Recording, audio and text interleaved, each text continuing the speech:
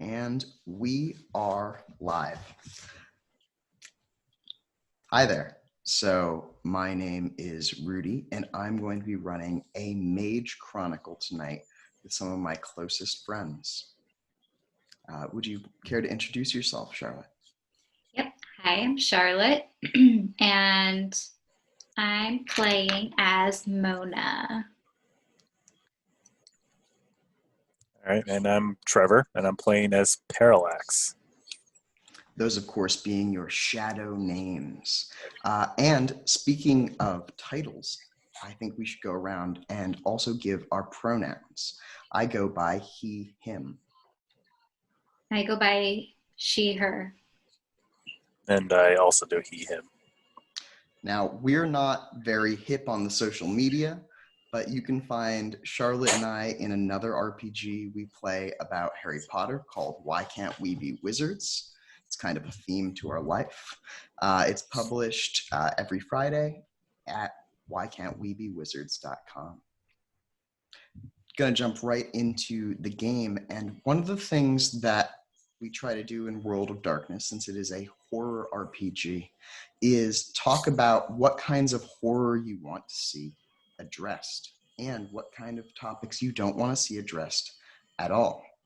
In the system, I like to have hard lines and soft lines, where a hard line is something that is not going to be seen in the game at all, as a story element at least. And a soft line is something that could be present but might fade to black, and your characters certainly wouldn't be required to do anything that is a soft line.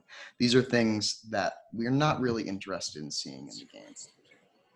I'll start off by saying that my soft lines are any kind of sexual material. I try to have all that stuff fade to black if it gets addressed at all. And my hard line is probably sexual violence. There might be characters who have experienced sexual violence, but it's not their defining characteristic, and there won't be any sexual violence depicted in this show. Do either of you have any hard or soft lines that you think that we shouldn't cross? And this show may cross a lot of lines. I just don't want to see torture. I think that would be a soft line for me. Reminds me of GTA when they made you torture that guy to play through the game. Not cool. Yeah, we don't condone torture. I don't think your characters will likely do that. And if you do, it'll fade to black. So, a warning for viewers at home, this is a horror game and it does contain dark themes such as violence, cannibalism, and torture. You have been warned about these themes, and with that, we're going to just dive right into a land of horror. Ooh. Yay. In a time that no longer exists, unwritten from all of creation, there is a place or a time, an alternate time and an alternate place which shouldn't exist, but yet you're standing there. It's known to some as Howard Rock, a rundown town with very few two-story buildings. Everything looks to be in disrepair, except for the Hotel Rexford here, which stands as a tower in the center of these low-lying buildings. There are some places in New England that have been long forgotten to time, and Howard's Rock was one of them. So they remembered their own time.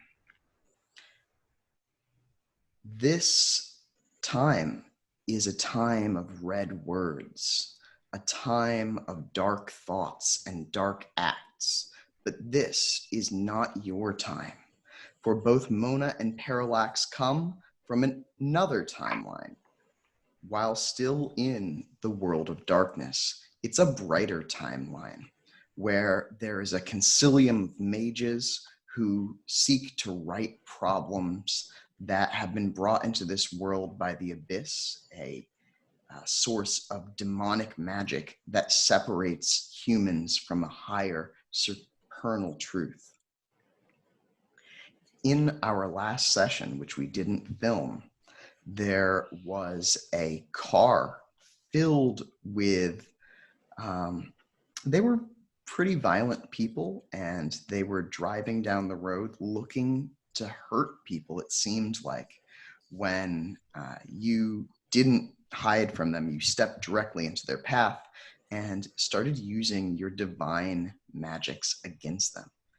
Specifically, Mona, who is an Obrimos mage, found part of the pattern of the engine's explosions and amplified that effect. The amplified effect destroyed the vehicle that at least 4 men were in and completely destroyed their bodies. As such, this is an act of hubris, something where a mage exceeds their right to create upon the world, and you took lives from those people. We're going to address this by having you roll 2 dice. 6 and 9. All right, so the 9 represents a success, and because of that, Mona actually feels regret over her actions.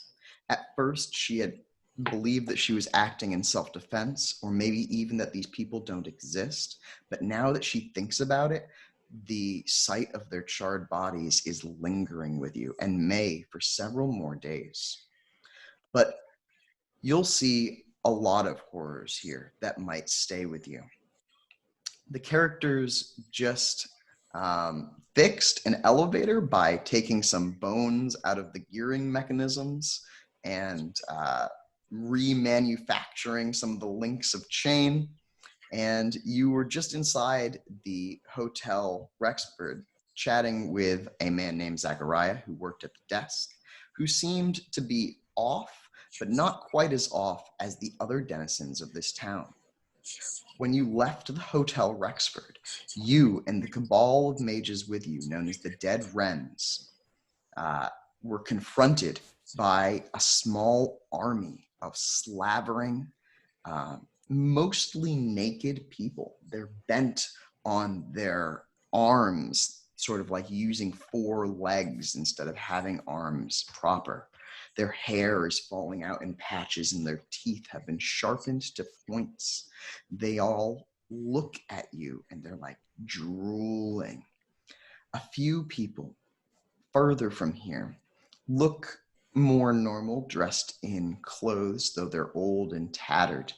They watch with suspicion the strangers who have entered their town, but don't seem to be fazed by the gore-covered mouths of the individuals with those sharpened teeth.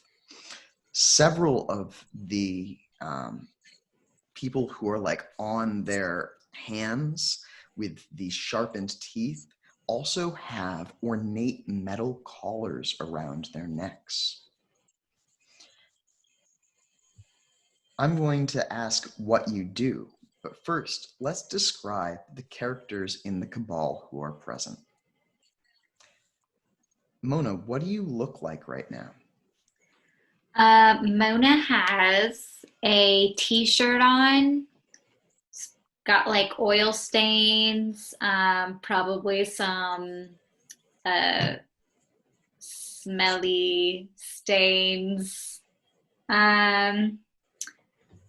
They also have like a hoodie, and they're wearing a wooden crucifix under their shirt. So you kind of see like something's under there. And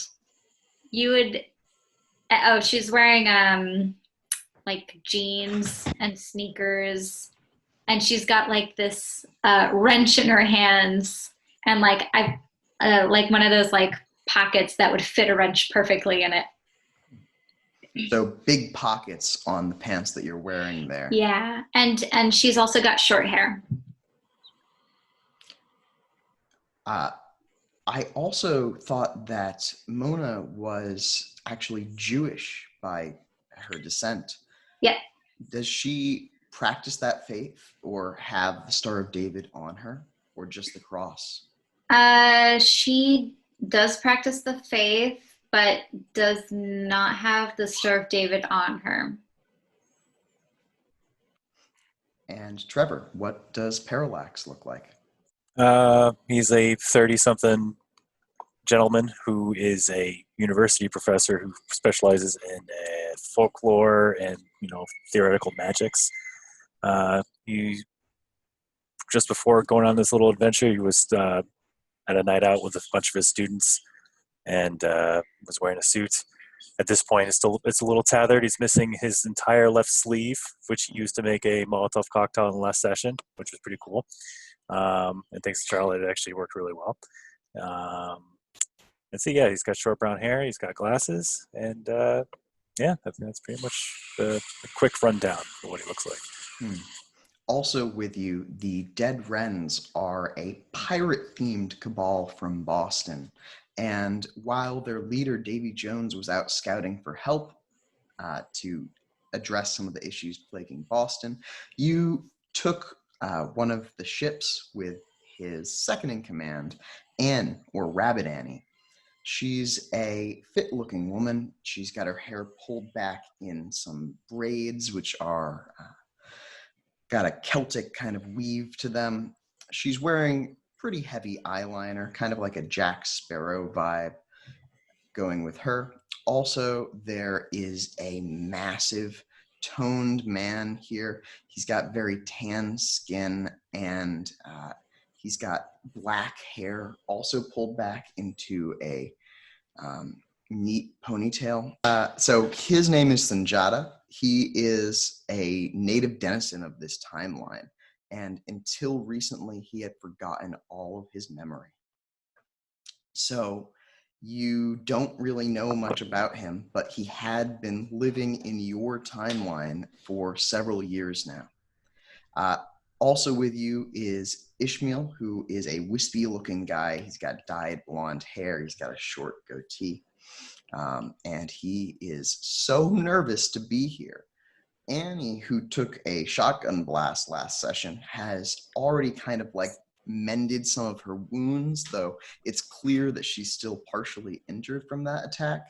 But she is ready to face anything that might come your way, which right now is a lot of hungry-looking cannibals. Whoa. Those things don't look nice. Yeah, absolutely not. But they're wearing collars. Are the collars attached to anything? The collars, as you look carefully, have these long, almost, it's hard to see. It's like a wire that extends from them, and they're all extending in the same direction, off to your left, as it seems at the moment. Is that where the people are that are not collared? So it's not that they're going towards the crowd. The crowd is kind of like all around you. You're pretty sure that these are people who are unaware that magic is real, which means that they will cancel magical effects around them with quintessence. They're sleepers. But the collars, the wires lead away from these people on their hands and knees, and you think that the thing that was over in that direction was a massive ziggurat on the horizon that you haven't been to yet.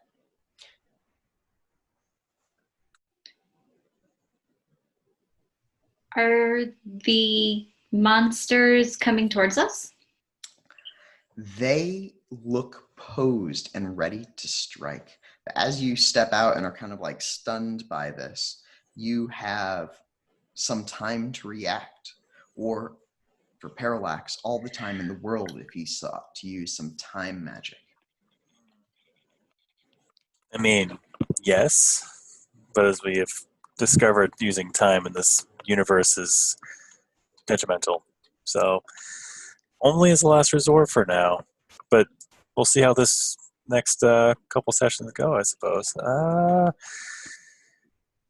Yeah, I don't know. So we're surrounded by these guys, and we got these chains on their necks, and Yeah, you count that there are like maybe 16 of them as you look around here very quickly.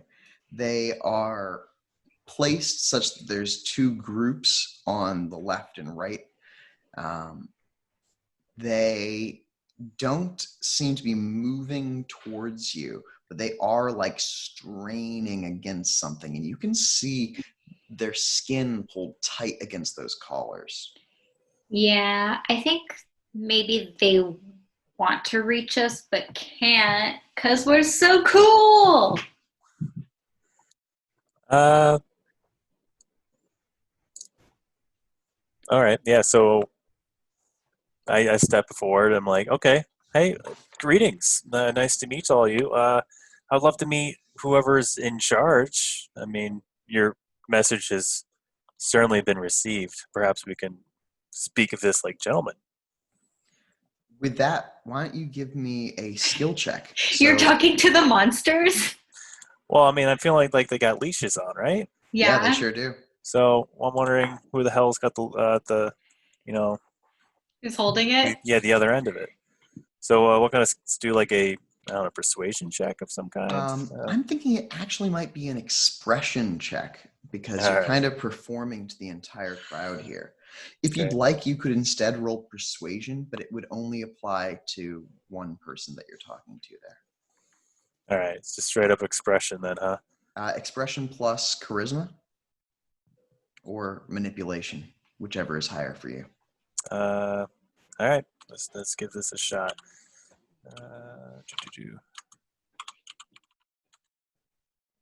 Oh, cool! I got 3 successes. So Excellent. Yeah. So the people here look at you, and one of them, a woman in a flannel shirt, which has the sleeves ripped off, walks up to you. She's got a baseball cap on, no identifiable symbols, just a red and white hat. And she says, "We don't take kindly to strangers around here. What are you doing?" Oh, we just fixed the elevator at your hotel. The people in the crowd don't seem to particularly care about the hotel, but what they do seem to do is react to you talking. It's as if every word that you're saying is shocking them in some ways. And the woman who had addressed you kind of is taken aback when you speak to them, just saying anything at all. Why don't you try talking Parallax? Yeah, all right. Yeah, sorry. We were on a boat on the coast that happened to shipwreck, and we somehow managed to find ourselves here, and we're desperate to get back on course of where we were originally heading, which was, and I point towards that ziggurat that's in the distance. Hopefully, they know what I'm referring to. When you point in that direction, they kind of like she particularly furrows her eyebrows and kind of like lowers her body as if she's thinking about what to do. And then after a good moment, the people in the crowd are talking to each other in low voices, barely audible. Want to give me a wits composure, both of you? Which is kind of like the observation role of mage. Yeah. 2 successes. It's a 6 and up, right? Mm-hmm. 3 successes. Yep. Okay. With your successes, you can tell that the crowd here feels like they have been betrayed. They're talking about someone named Pokenum, and they're saying, "Fuck that Pokenum. Oh, I hate that guy. Why did he even do this? Now we're getting strangers in our town. We should never have left."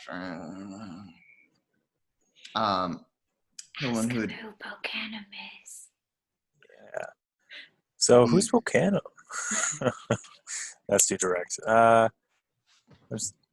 you know Volcano too? Yeah, no, he's the one who invited us down here.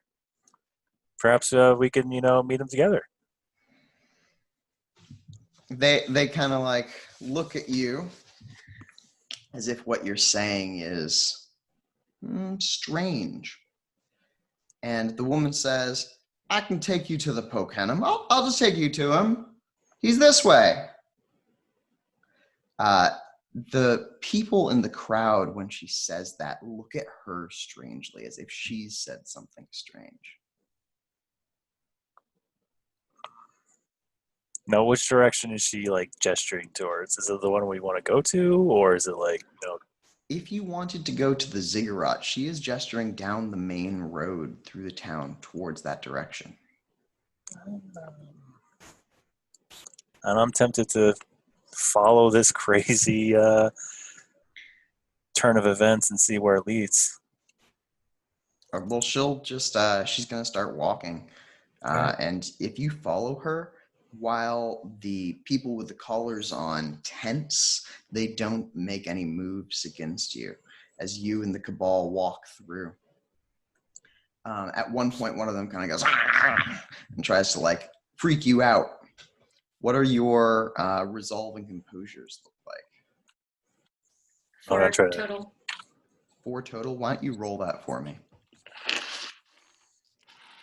I got 6.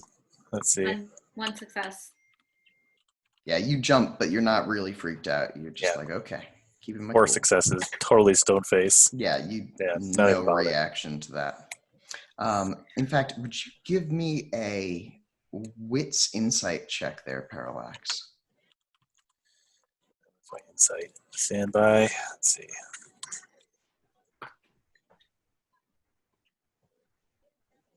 Okay. 2 successes, surprisingly. You notice that the people in the crowd as you pass avert their eyes from you specifically, you think. They're kind of freaked out about you and shying away from you and watching you.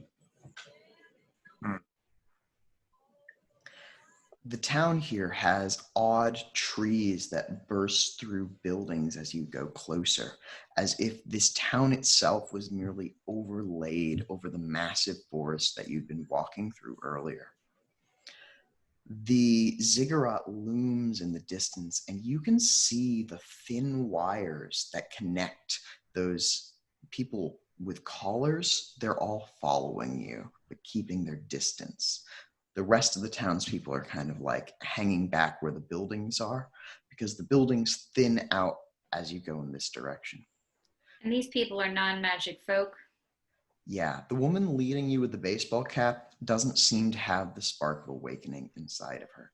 Would it be possible to pull some mana out of the grid while we're walking? Yes. Without her noticing? It depends on how subtly you do it. So you wouldn't be able to use a lot of your praxis. Like you wouldn't be able to speak in high speech, for example. You could, however, try an improvised prime spell to do just that. There's a pulsing ley line and you are walking directly underneath it. Yeah. I think I'd like to attempt that. Okay. Why don't you roll prime plus gnosis then? That's an improvised spell. Okay.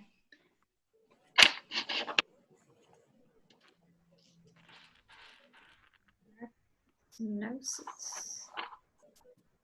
Your gnosis is 3, I believe. Where is that? I know where it is on a character sheet, but you've cut up your character sheet and put it into a book. Oh, I see. It is 3. Okay, I got 1, 2, 3, 4, 5 successes. Wow. Okay, so you do it at instant speed. You reach up and kind of like focus that mana through you. And you gain 3 points of mana and feel like the ley line itself is kind of depleted Okay. You had also pulled from this ley line earlier this morning before you reached the hotel.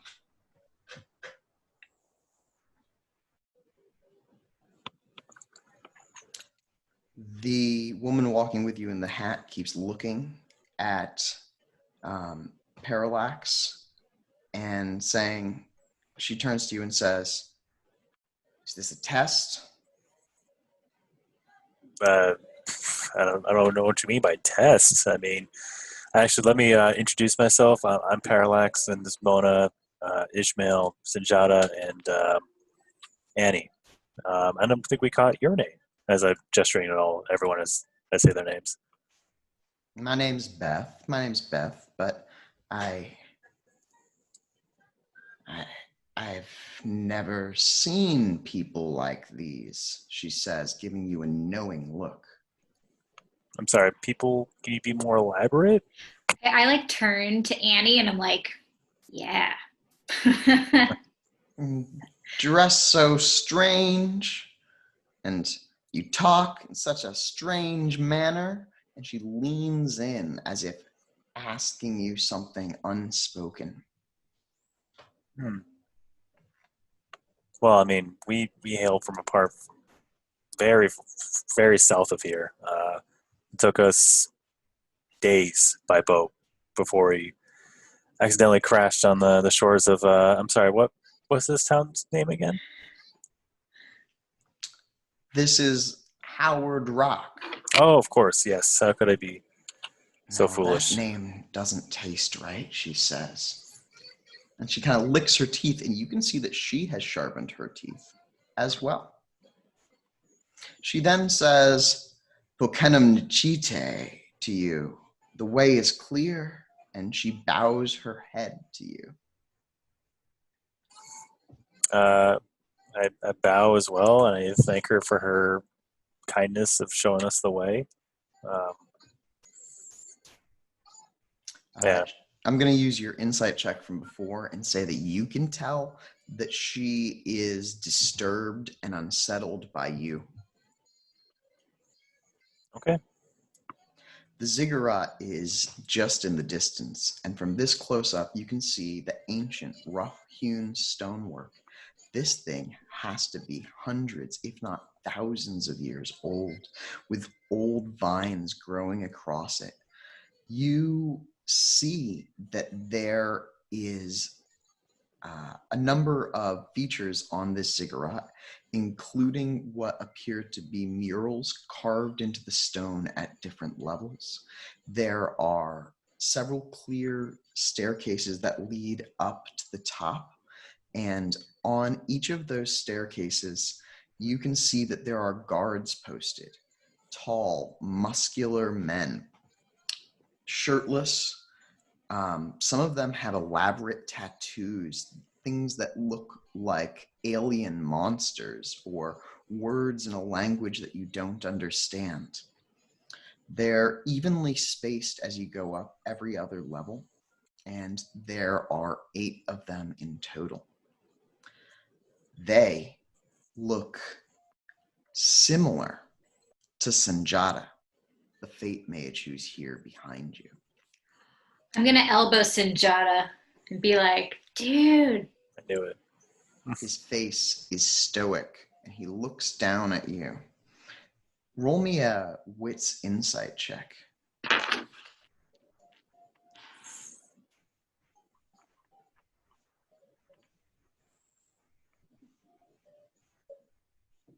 Where's my insight? It should be a mental or social skill, actually. So it's in your skills. I don't see insight. I see intimidation under social. Oh, could it be called empathy? Yes. That's what it is. 1 success. Yeah, so you get a feeling that he is thinking a lot of thoughts right now, unknowable thoughts that lurk in the back of his mind. Yeah. I mean, like I told him earlier, you don't want to open that jar of worms. He might be doing just that opening now. He can't do it himself. Unless he can. As you approach, the men begin to speak a single word. Sha, sha, sha, sha, sha, sha, sha, sha. And you can see that at the top, where there's some sort of stone building perched on top of the ziggurat, there is a blood red string that kind of creates a web that laces along the path and forms like a dome over that building, a dome made of red string.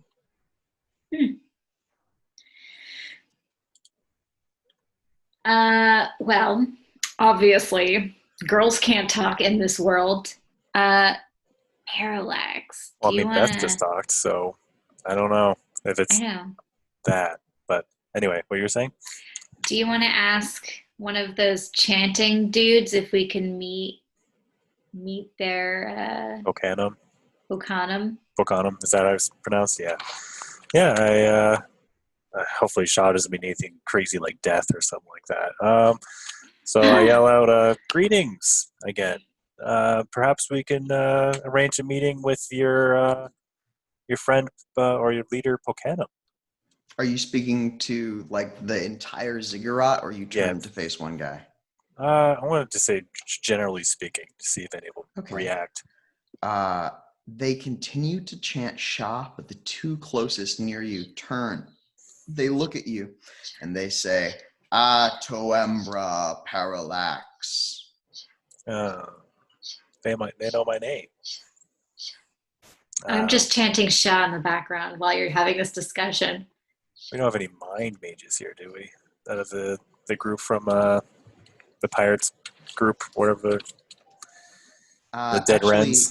So Annie does have some limited mind magic, but she's not an expert by any case. Ooh, she might be able to understand them though. She's going to reach out with her mind and say, it's alien to me. They seem to be emotionless. But maybe you two should look at this too. I think that they're all awakened. And she kind of looks a little unsettled when she says that.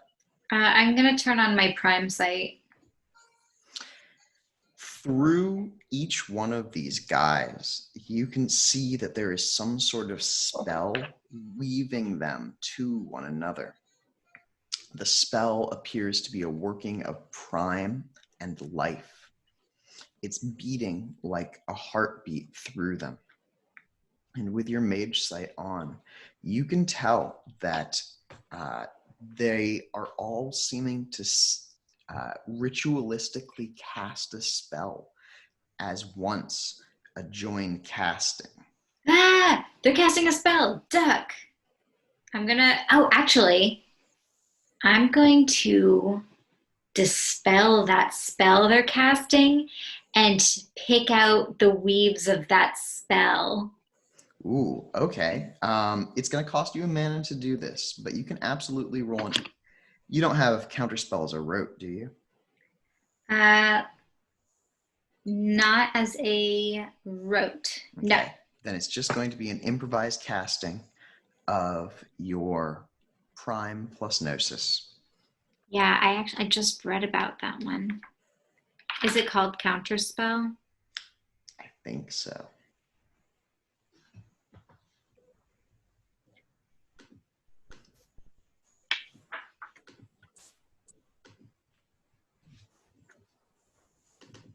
What did you want me to roll? So would you give me Prime plus Gnosis to counterspell this spell? Prime plus Gnosis.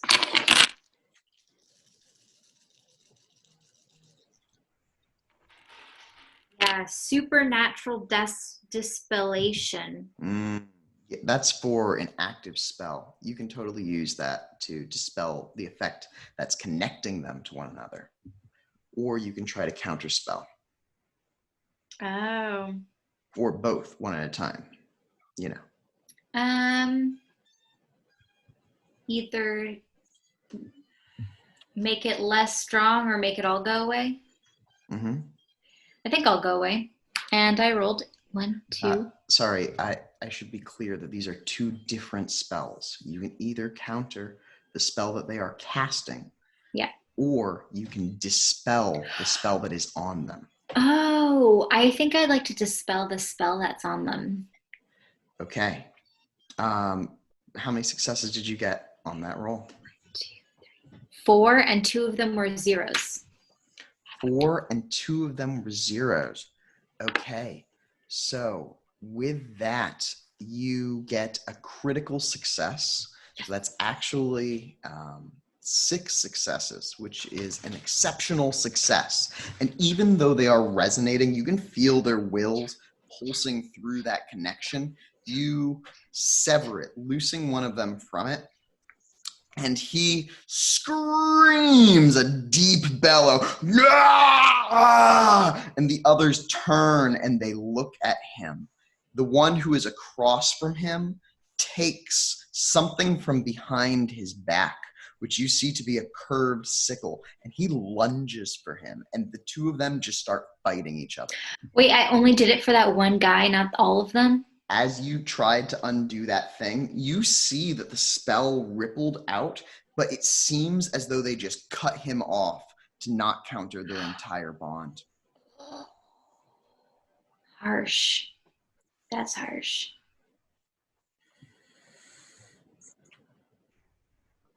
So yeah, they're just going at it, but only those two guys.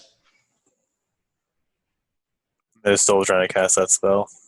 The others above them are still casting a spell of some kind as they continue to say "sha, sha, sha, sha." I do it again. The counter spell, or are you going to cut another one of them off? What do you think, Parallax? Yeah, if you can try to counter their spell, I think that'd be, or counter it off in some way. All right, I'll do it. Same roll. Mm-hmm. 1, 2, 3, 4. 4 successes. With 4 successes, you can tell that you are weakening their spell, but at the same time, you feel an energy, something else strengthening that spell. It's as if you're trying to like undo it and pull it apart at the same time as something is pumping magical energy into it. I want to follow the tracks of that magical energy. You pull upwards and you find yourself being pulled back down into the ziggurat. Ooh, there's something super powerful in the ziggurat. It's probably a well. There's probably a well down there. That's a hallow, right? That's what it's called? Yeah, a hallow would represent a place where magic is pooling. Yeah. I think there's a hallow in the ziggurat. All right. Do you want to? I can suppress an active hallow. While you can suppress an active hallow, and there very well may be one here, a hallow would not be casting spells on its own. Do you have the skill occult? Nope. Okay. I guess give me a straight intelligence roll then. Okay.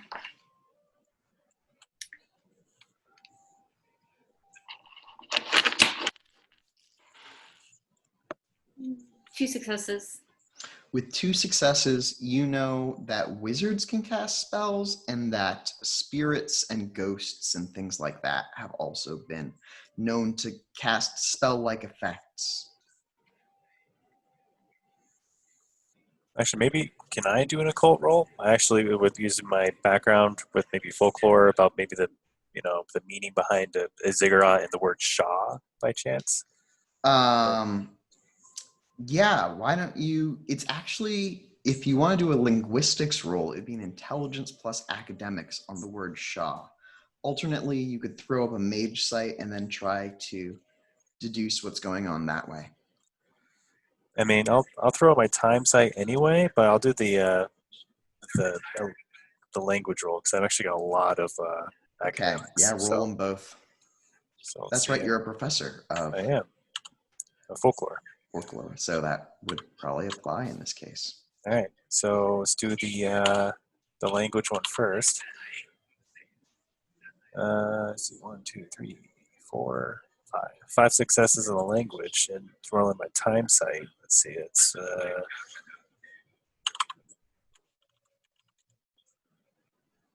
it's a critical success with 4. So my time site is up. Okay, some things that you notice. The first thing that you notice is that every time that they are saying Shah, do you remember that ticking sound that you heard back in Boston? Yeah. It's here too, except it seems faster, and it seems perfectly in time with their saying of those words. It's like Shah, 2, 3, 4. Shah, 2, 3, 4. The word Shah, you feel that it is some sort of honorary, but it's also like a verb, and it's also like a command. You've never heard the language exactly before, but the word Pokenum comes from a Native American language, Wampanoag. Okay. I wonder if they're gonna try to cast a time spell on us in some way using the Ziggurat's power, maybe. They do seem to still be casting that spell. I mean, it's taken a while to cast this one spell, so it's got to be pretty powerful. And considering that there's multiple of them, I don't know, Charlie. I think we should maybe duck for cover in some way.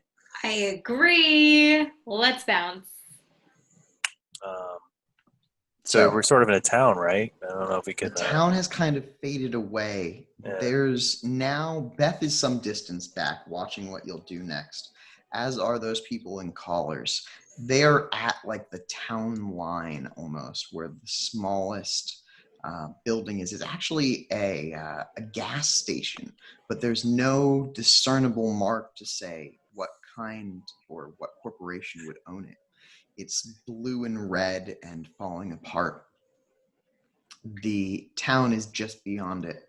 Alternately, you could go around the ziggurat or into the woods.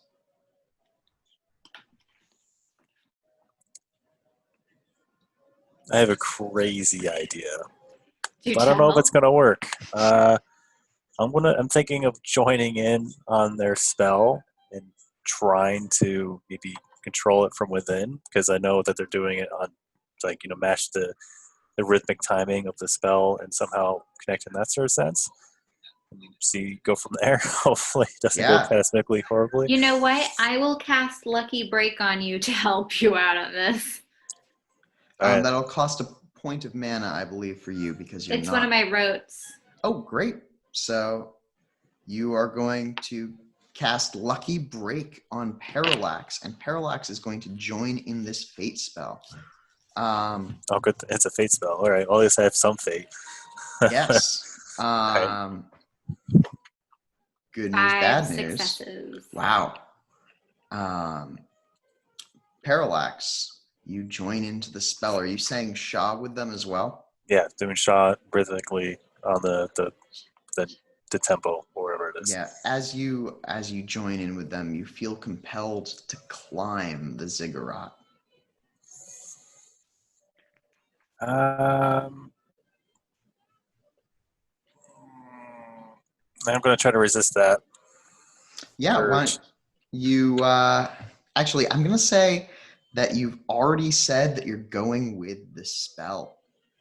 The spell is a fate spell, and because you're going with it, I'm going to say that you can kind of feel the energy pulling you up the ziggurat.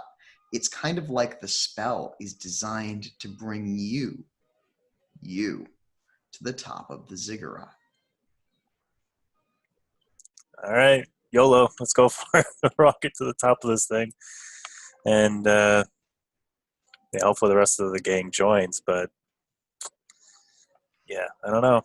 This could go As really bad. you walk past those two people who are fighting, the guy with the sickle finally manages to dig it down into like the shoulder blade of the other guy, who spurts out some blood and then falls onto the ground. The guy who stabbed him, still connected to the others, looks and walks back to the spot that he had been standing, almost robotically. What's Flight of Birds do again? I read it, but I didn't understand it. Flight of Birds. Yeah, it's a fate spell. What does it say? It says, Mysterium wrote, Flight of Birds. Perceiving the presence of the mysteries can sometimes involve nothing more than the ability to discern a particular gravity to a seemingly random statement. Mages of the Mysterium use this rote in their endless hunt for hidden lore. So it's kind of like a fate spell to tell you if something that is said has particular import. So Okay. like if it's super important. And it's also kind of like a fate site in a way. Is this a rote that you have? Yeah. Okay, so your mentor, Chain Paris, probably just calls it listening then. Okay. And what you do is you wait for someone to talk and then you listen to them. And if they say anything super important, you know that it was super important. Okay.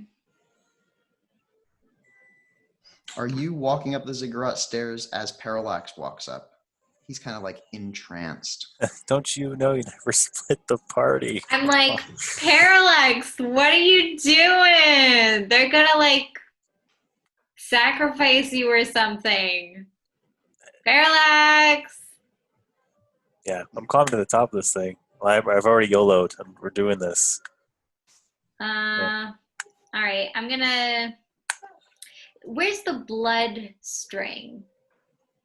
It's at the top. It's kind of like on the top 2 levels. Okay, I'm gonna put a foot on the steps. Mm-hmm. Do I feel anything weird?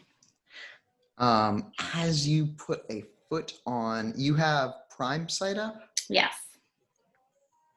You can tell that the ziggurat itself has like a pull to it, and you can feel it pulling your life force into the ziggurat itself. Oh my god, I take my foot off.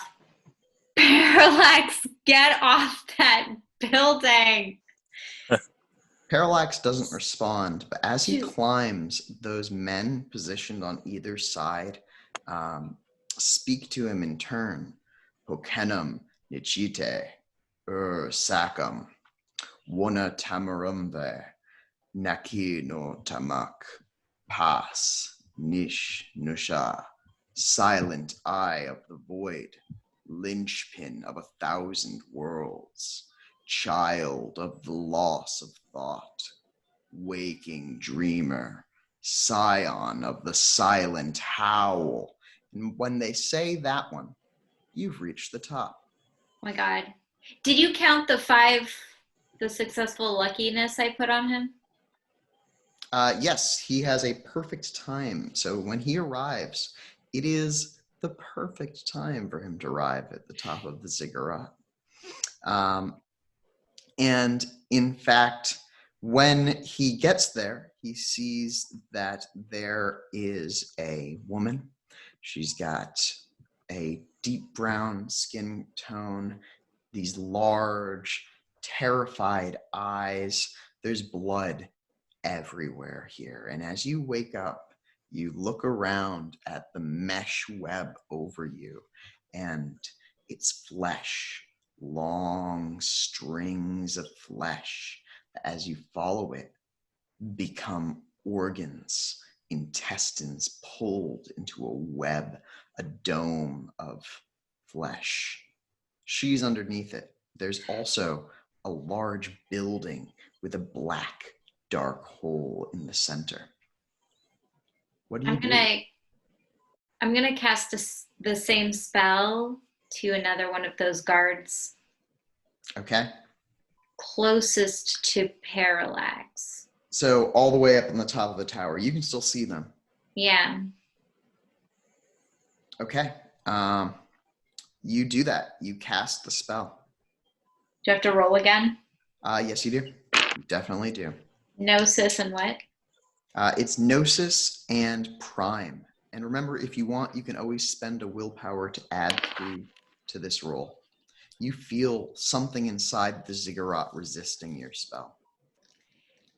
And now that Beth is far away, can I speak Atlantean to add a dice to my pool? Yes, you can. And you can also use your wrench to add the bonus to your pool as well. 1, 2, 3, 4, 5 with 2 zeros. Okay, so that's actually 7 successes. And you push, and he's like up at the top, and like the line of energy flows through him. And as you push that energy out of him, several things happen at once. It kind of trickles down through the 3 people. Here, the one who is closest to you, who just stabbed a guy in the shoulder, falls to his knees and begins wailing. The other 2 above, one of them, the next one up, leaps off of where he was standing, starts leaping down like levels of the ziggurat and just trying to book it into the woods. Another one, the one right above that, gouges out his own eyes. And the one who is closest to Parallax says, and then as he is saying this, the mesh around you through his neck, and he drops lifeless onto the ground. Sorry! Oh, man. Oh, Parallax at the top of the ziggurat. What are I'm you going doing? to throw up my fate sight now. I thought you said you were going to throw up. Yeah, well, that too. Yes, that too. Let's see. 'Cause I got 1 success. I'm happy I got 1. Okay, so that's enough to activate your fate sight. yeah, I'm going to. You see a bunch of stuff with fate sight because you are in a very fateful place at the moment. You can tell that many fates have ended here. And you see that you have these footprints around your feet. They are kind of like a golden color, golden orange almost, and they walk directly forward and towards that yawning pit at the center. You also see several footpaths around here. They look like bare feet. They are glowing and blue, kind of like a silvery blue. But there's a hint of the abyss there.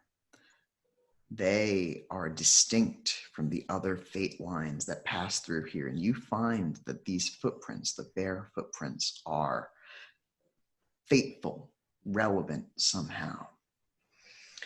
And you also see that this organ husk around you is also somewhat fateful. There's something about it as well.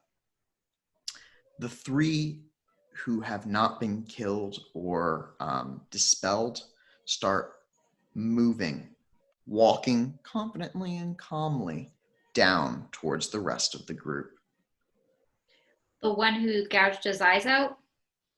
There's only 3 left who you haven't cast. The guy who gouged his eyes out is just on his knees, as is the other one who killed the guy with the sickle. Okay. Sanjata, who is with you, walks forward towards them. Sanjata, what are you doing? And is he finally awakened? I Um, probably don't even notice he him do- doing that. Yeah. You do notice the other people moving, probably. If you want, you can roll for it. Yeah, sure. I'll roll for it. Why not? Wits composure. Yeah.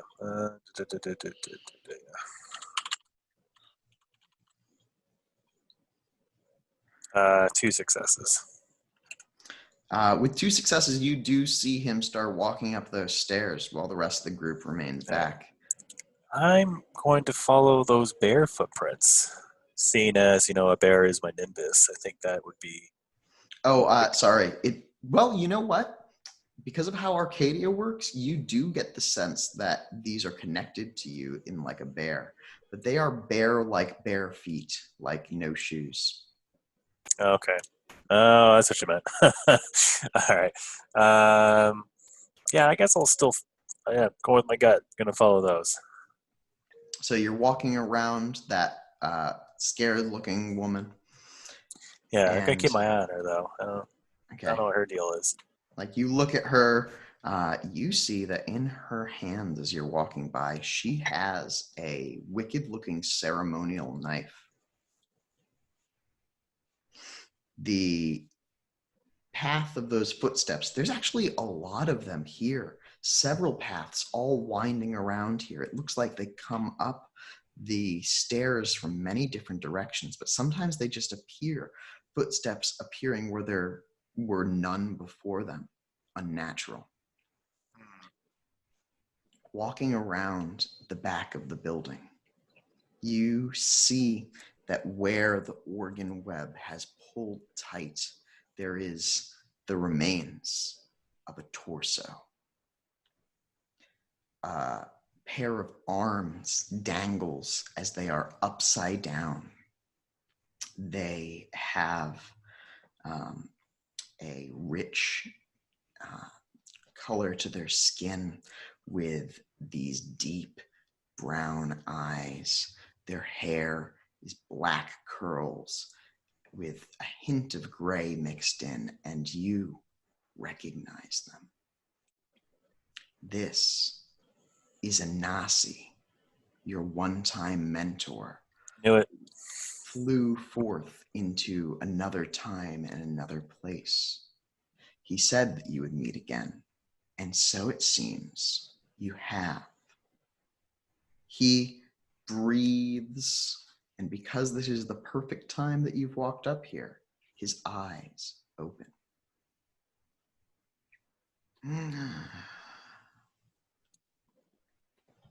Is he missing his legs? Yes. Oh man, what do I even say?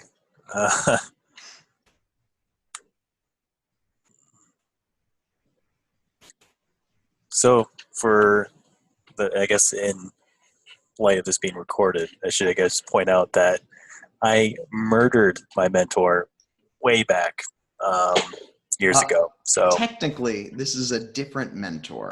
So technically different. Okay. Yes, you murdered another guy named Patenus, but Anasi was someone who came to you as kind of like not really in any of the orders. He wasn't part of the Silver Ladder like you were at the time. He just came to warn you of the dangers of time magic.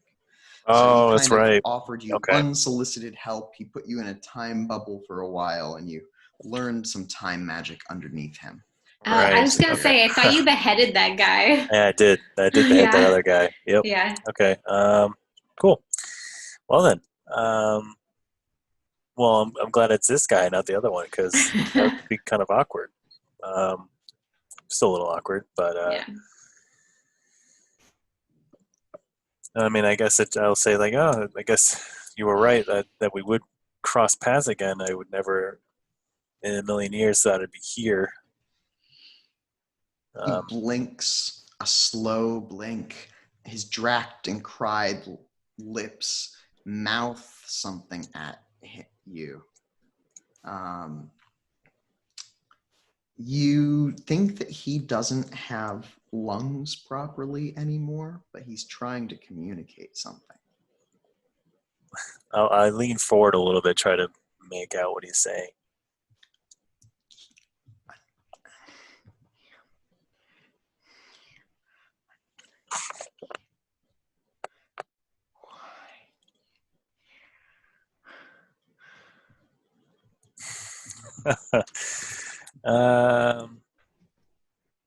You should let him spell it out in blood on your chest or something.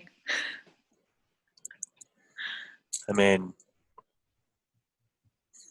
Sure, I'm gonna rip off my other sleeve, and I'm gonna use that as like a some sort of template, I guess, and try. I mean, we got all this blood from all the body parts nearby, so we can try using that as Okay. sort of ink. You can try writing it out. He's a smart guy. He gets what you're trying to do, and he's going to use one of his thin, now bony fingers and dip it into that pool of blood that you've gotten for him. He's going to start writing. He makes out an N, and then an O, and then a T, and then an H after a space, it seems, an I, and then an M. And then he kind of like relaxes his whole body.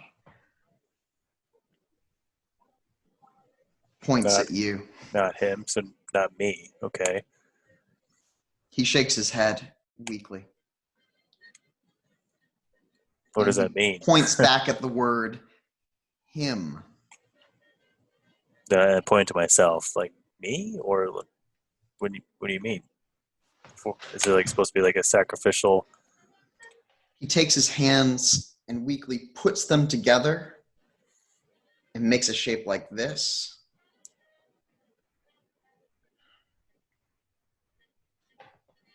And then he takes one of the hands and he puts it on the word him.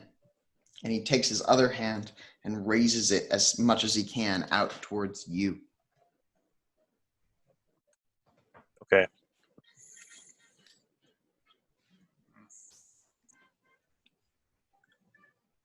How did he even get here? Are you asking him? Yeah. How did you get here?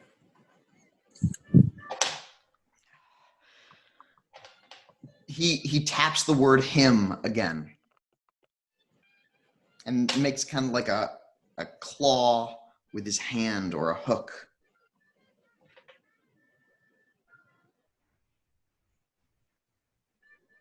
I don't think we've encountered anyone like that yet, have we?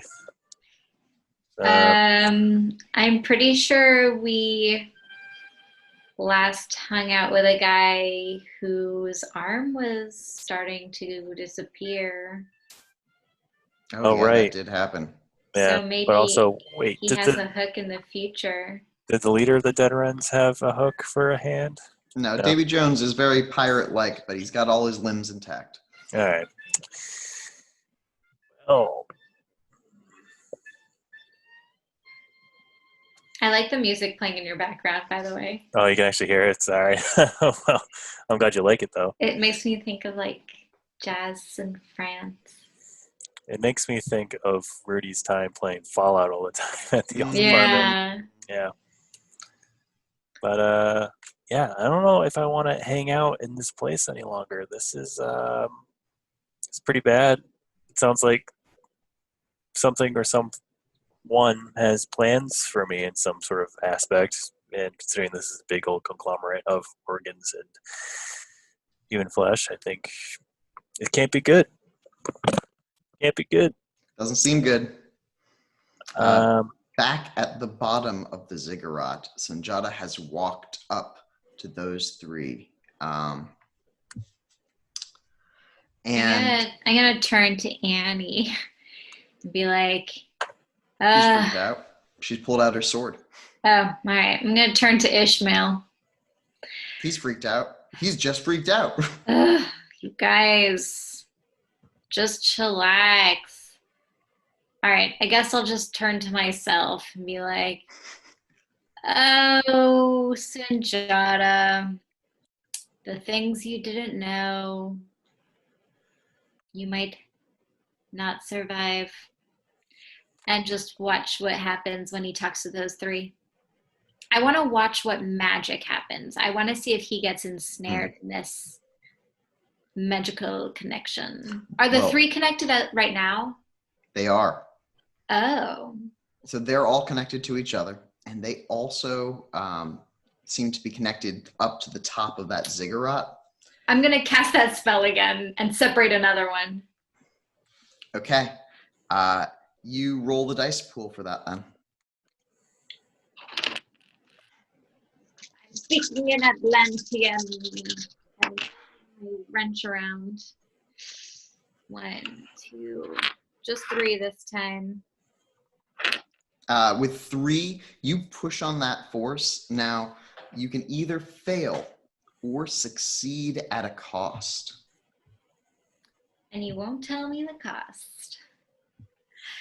I'll fail. Okay.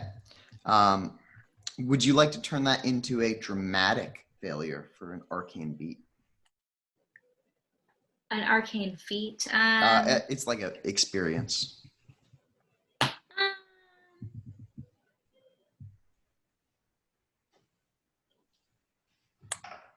No. Okay. So you cast that spell, you feel something push back against you, and you just let it go. It's You just stop too trying to strong. do that. And those 3 guys walk past Sanjata towards you. There's an intense look in their eyes, and Sanjata just starts walking up those stairs. The guy who has gouged out his own eyes and the other one who are crying, you see something pass through them, the same kind of energy, and they kind of like reform up as if he still had eyes. He can see. He starts walking down the stairs towards you as well. Now, Oh no. at the top of the ziggurat, you hear a voice say in English from somewhere around you, "Not much time left."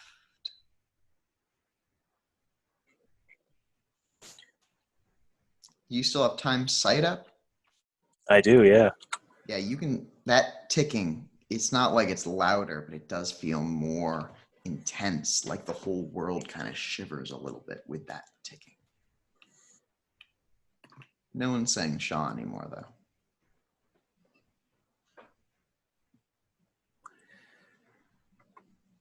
God damn. All right. I hate to leave my mentor behind, but I think I need to go back to where that voice came from. And is it from that dark-skinned lady that was right there? As you walk around the front, you see that she is now standing, her eyes looking forward, expressionless. Does she have that ceremonial knife still? She sure does. And she's kind of got her arms crossed, so it's very close to her chest. That cost me mana last time, right? For the counterspell? Yeah. Yeah. Oh, jeez. I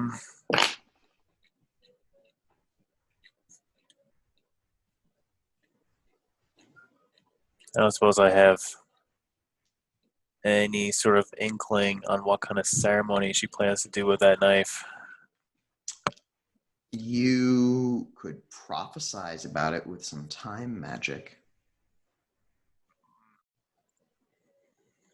I could do that. But I can only imagine that would just make things so much worse as it is right now. Granted, it is a covert spell, but yeah, no, I'm not going to do that. The only bad things will happen. The only bad things have happened when I did time magic this entire thing. So I'm going to say no. Do you want to see? Want to look up one little rule real quick? I'm trying to find the spell. Oh, there it is. Okay.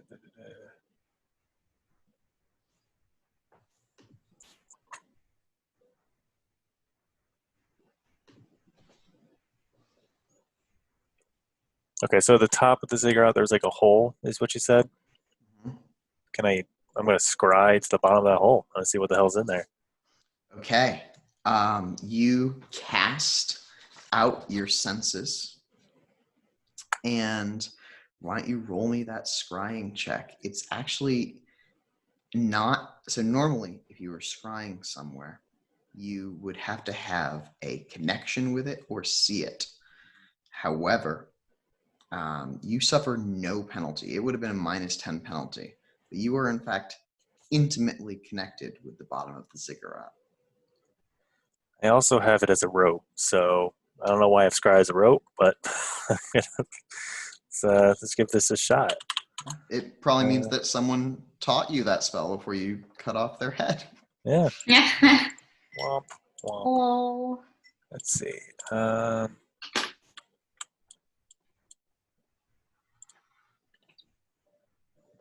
Space. Oh, okay. Yep. So.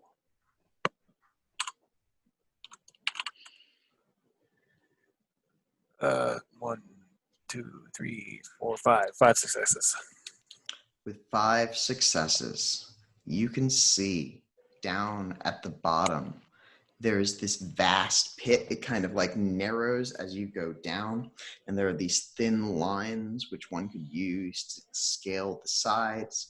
There are other passageways down there. The ziggurat is not empty, but the room at the very bottom of the shaft, it's covered with skins, animal and human skins, pulled tight across leather drying racks, and there are images on the skins, pictures and words with what look like diagrams of autopsies and other strange alien-looking creatures with tendrils painting one of them.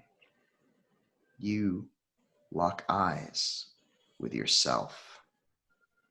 Your head is shaved, your features gaunt, and your hands are long and black. You look up into your eyes and make eye contact. Do you release the scrying spell or keep it up? I've seen enough. Get the hell out of here. No wonder why they know my name. Okay. Yeah. Let's God. There, yeah, South the Scry. She's dark chick doing some weird stuff. God knows what that is. I'm gonna like go to the side, like the top of the side, and see what everyone else is doing real quick. Take a little glance. Walking up towards you, almost robotically, is Sanjata. He walks directly towards you, his wicked-looking scimitar flashing in the light as he has drawn the blade. Behind him, the others are almost at the bottom of the stairs. They're now walking in lockstep, 3 in front, 2 others behind. And they're walking directly towards Mona and the others who appear to be getting ready for a fight, perhaps. Yeah, we are. Force shield. Okay. You want to roll to put up that force shield? Yeah. It'd be your forces plus gnosis. Forces 3 plus gnosis 3. 1, 2, 3, 4, 5, 6. 1, 2, 3, 4, 5 successes. With 5 successes, you force a barrier in front of you, invisible to those without the sight, but you can see now that the people who are walking towards you, the one with no eyes has actually got a mage sight active, but the rest of them, nothing. Mage sight active. If he had his mage sight activated and I became invisible, would he still be able to see me? Yes. Even if I hid my aura? Ooh, and made it look like I wasn't magic? you were. It depends on how good you did, but a real spell like invisibility will just be screaming with magic. You, however, are such a prime adept that you could then also try to hide that spell. So I would allow it. Yeah. I think I will. Okay. I think that in this case, it's going to be a contested roll. So 1 success will not be enough. I'd like you to roll your... since you're using Prime in this spell, why don't you roll Prime plus Gnosis? Are you using any of your tools? Oh yeah, all of it. Okay.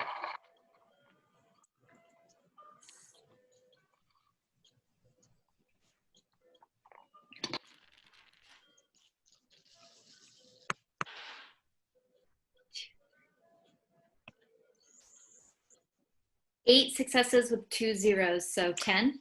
Wow, yeah. That's a really good success. And you just kind of like step behind Annie and then you're gone.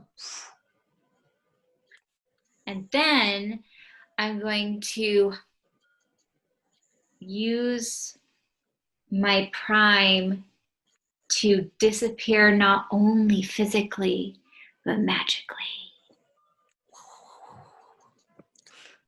Folding layers of reality over yourself, you pull down non-magical pattern in front of you, disguising your own aura. With 10 successes, you do it. Woo! All right. I want to see how they react. They don't.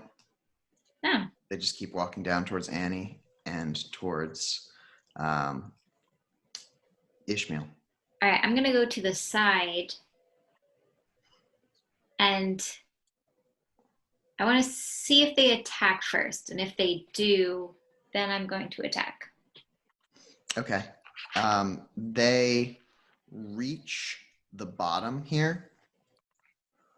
And Annie has stepped back. She's kind of like keeping Ishmael behind her. And the 5 people here speak in another language. Ka no totak. And they look around.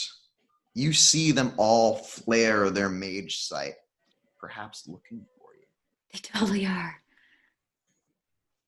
At the top, Parallax, what do you do? Jad is still coming for me with his sword. Is that what's happening? He sure is. He's walking directly towards you. Now is sword in hand, or is it still sheathed? His sword is out. All right. It's not pointed at you. It's kind of like down at his side, flashing in the light, the red sky. Still don't like that. And chick with the ceremonial dagger is still doing the arms cross thing with the dagger in hand. She has started to move slowly. In like what way? Like sort of like stand right there, or she's not like moving towards you, but she started to like do an elaborate bow.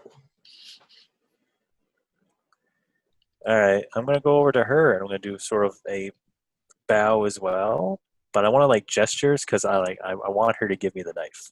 I want to see if she does that.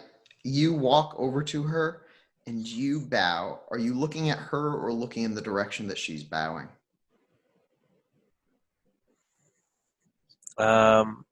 Where is she? What direction is she bowing in? Like towards the center of the thing, or yeah, I want to do it like on the opposite side of the hole, so it looks like I'm doing both.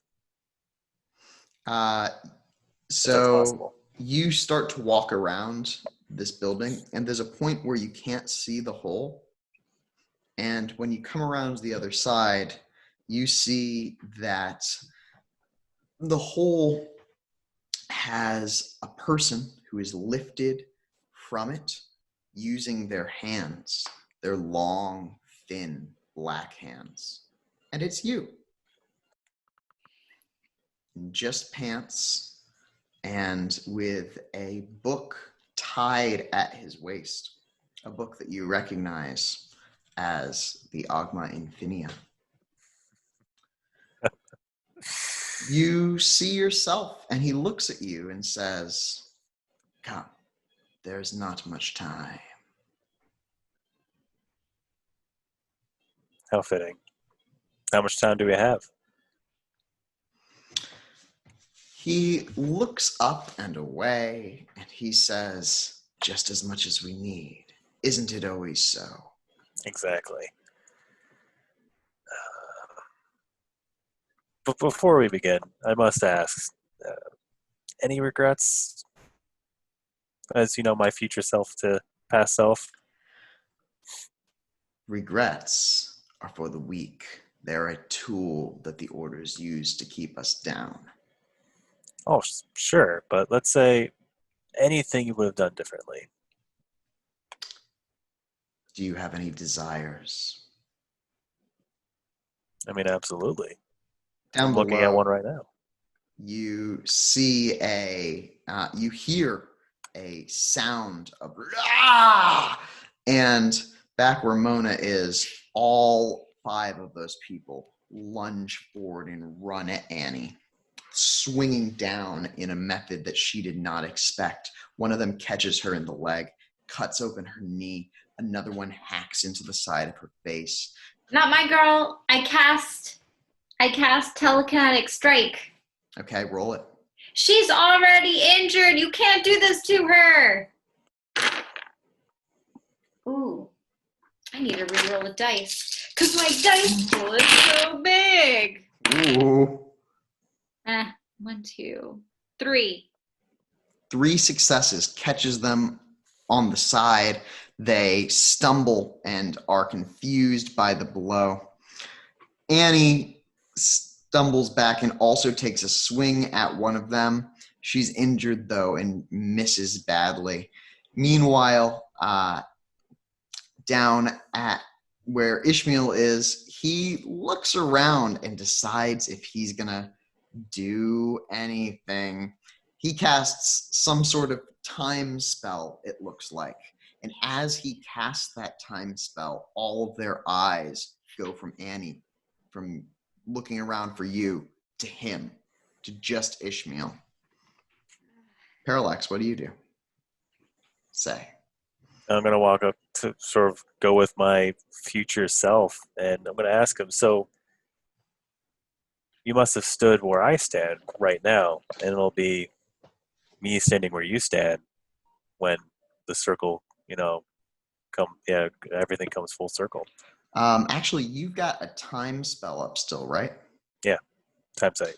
The 2 of you are exactly the same age. He's not the future version of you. That's him. Remember? It splits timeline. There's one you and one him. Oh, and that's what the thing the did. one That's who what brought this your means. guy. Yeah. At least I think. Yeah, no, that makes sense. I like that hypothesis. All right, so I guess I go to myself and I ask, so what do you wish to speak about? I guess there's so much that... Not him. You need to help me, and I need to help you because we are the same. We have to get all of us together. What? Well, yeah, absolutely. With everyone, that we would be an unstoppable force. Yes. And this is the first domino, he says, and takes the Ogma Infinium from his side with a hand made of black cancerous shadow and extends it towards you. I take the book. You totally gain an arcane beat as you do so. Mm-hmm. Back at the bottom, Mona, what do you do? I put how many spells? I have 3 spells up right now. How much is too much for me? What's your stamina look like? My stamina is 2. 5 spells is too much for you. Okay. I'm going to put up a 4th spell. Okay. It's going to be a force shield for my friend Annie. Okay. You roll that one then. Oh, good. 1, 2 successes. Okay. The force field goes up just as one of them swings down. Their blow rebounds off of it. You can tell that they can kind of tell what's going on, but then Annie stabs that guy in the chest and he falls down. No, Annie. I don't say that out loud. The others all rush towards Ishmael, who panics and starts running through the woods. Ishmael. I'm being attacked. Who are you? Yes, Hazel says hi. Oh my gosh. She has really close markings to our cat. Oh, yeah. That's cool. What a cutie. Oh, I need pictures later. sure. Oh gosh. Oh, I heard that meow. Yeah. A little attention whore. So cute. Sorry, where Okay. were we? You were taking the Augma Infinium from another version of yourself, it seems. I was. Oh, man. This is something I've wanted for so long. I never thought it would be me to give it to me all along. How ironic. Oh, is that the book you wanted me to get you? Yep. There you go. I helped you get that book. Check and check. Yeah. And I forget who said it. Someone warned me about it, though. And I forget who it was. Oh yeah, it's totally you. So I don't want to open it up just yet. Yeah, remember last time we opened up a book? What spells do you have active? Just Time Sight? I have Time and Fate Sight up. That's it. Okay. As you take that book, you can see your fate curdling. It's like it was, it's like your fate is being spoiled, rotten, as you take the book. The book itself is a festering wound in your mind, something that you hadn't seen, though you hadn't gotten a chance to closely inspect the Augma last time you had seen it. Here, though, it looks as though it's writhing maggots and they start burrowing into your skin as you hold the book. This great big temple must have like torches and stuff nearby, right? No fire here. No fire at all? The only light comes from the suspicious red sky. I'm going to do a space spell. I'm going to like walk. Am I going to like hold it with both hands and like sort of awe at the book? Be like, wow, this is amazing. But I'm going to take a few steps away from myself, or my other self and that other chick, so I can try to cast a quick teleportation spell to the group. As you step away, the other version of you steps towards that woman. Why don't you give me that space roll? So you're going to roll a teleport. See, I actually have this as a rote as well. So let's see. Excellent. Well, you have -2 penalty because you are not intimately connected with anyone down there. You are pretty close with Mona, having been in a cabal many years ago. Let's see. Cabal Brothers for life. There it is.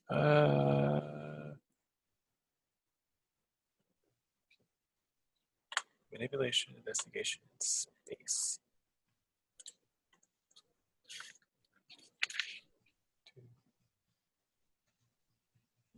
Okay, cool.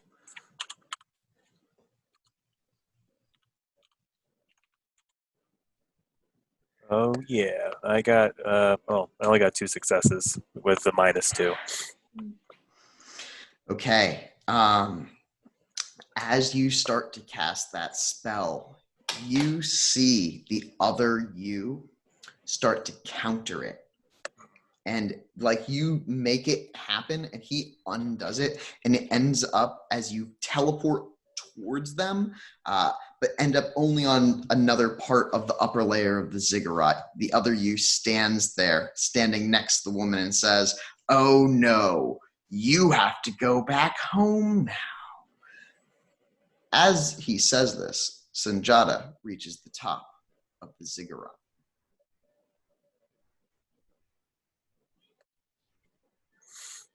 Yep. Now he's got sword in hand. Is he like?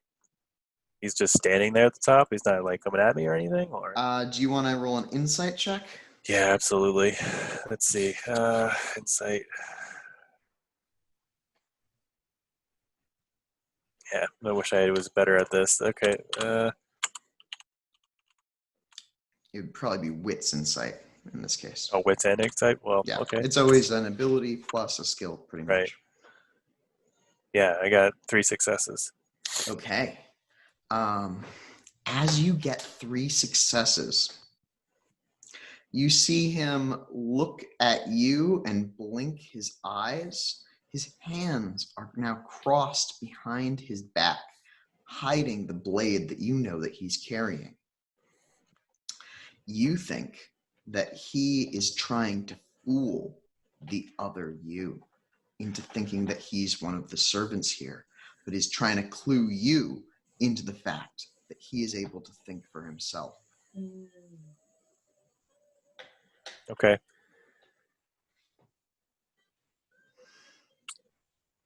Mona, So yeah. back on the ground. 3 of them are running into the woods. 2 of them are here, including the blind one. One of them trying to strike at Annie, the other one searching around with their arms looking for you. I cast. Man, I have a stake. I'm gonna take the stake and try to get the guy who was missing eyes, like right in his head. Okay. Yeah, that would be a strength plus weaponry attack. He's not going to get his defense because he doesn't see it coming. However, he does have fate magic up protecting him.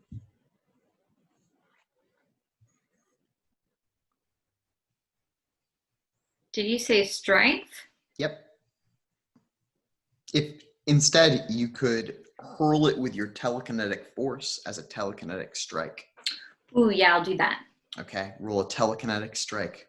+1 for having a stake. 8. Can I add another +1 for speaking in Atlantean?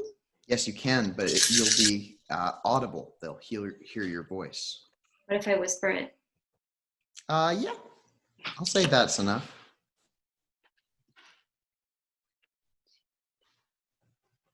6 successes. Wow.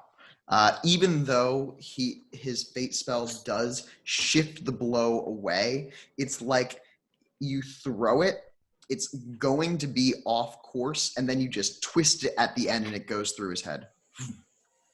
All right. But with 6 successes, would you prefer it to be a non-lethal?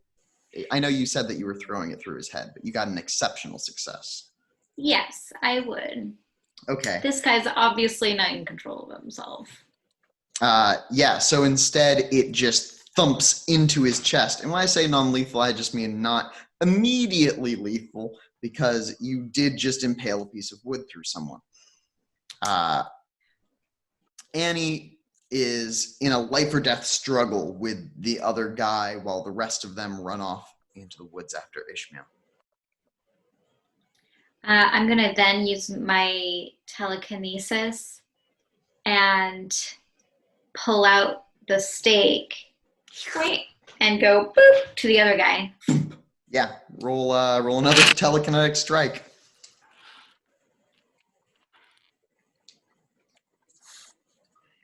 6. Yeah. You take them both out rapidly.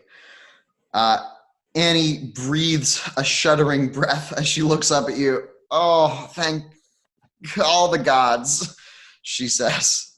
Annie, I'm right in front of you. Mona, you gotta help. You gotta help Ishmael. She doesn't look like she's in any state to run, but you can see that she's trying to like stitch her knee back together with some life magic right now. How far is the hotel from here? Pretty far, like a 5-minute run. All of those beasts, the guys with collars, are waiting still, not doing anything back towards the town. I'm going to let her stitch herself up. Is Ishmael still in my line of sight / the guy's chasing him? Roll me a wits composure check.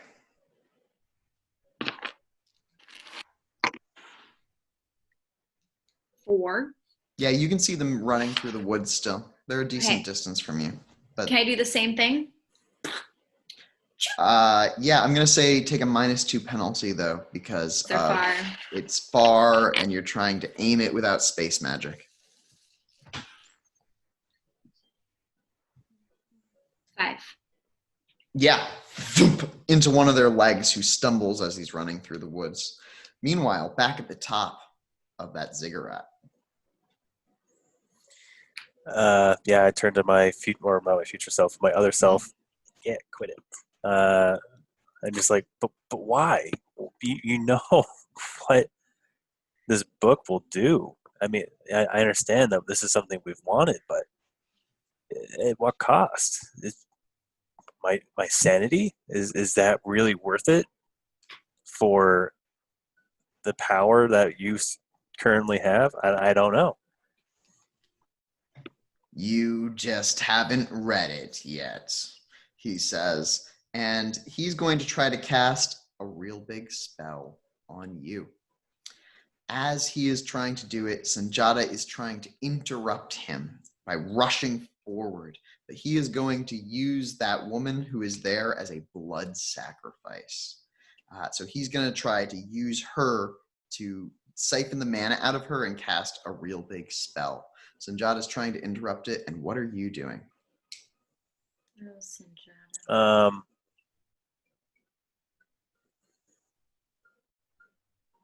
I'm going to do a improvised space spell and try to separate the two of them.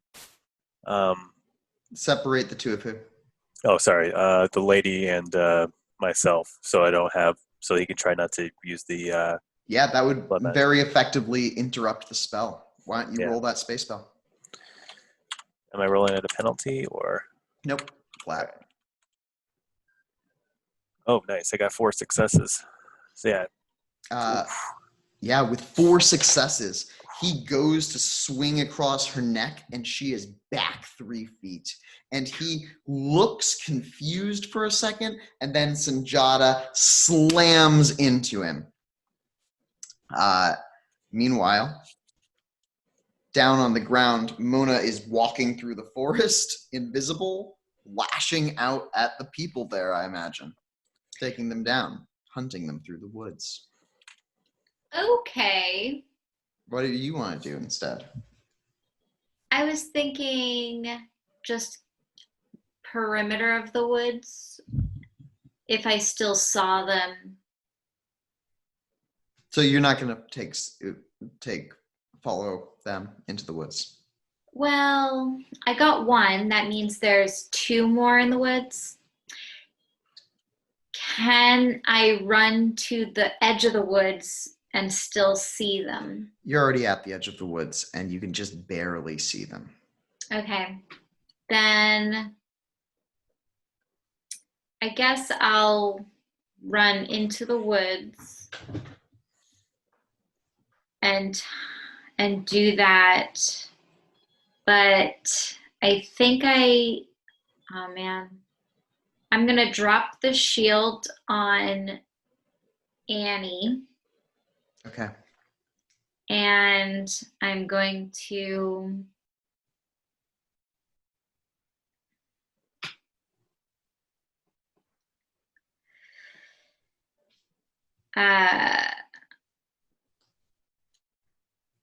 put up my fate sight. With your fate sight up, why don't you actually roll that one for me?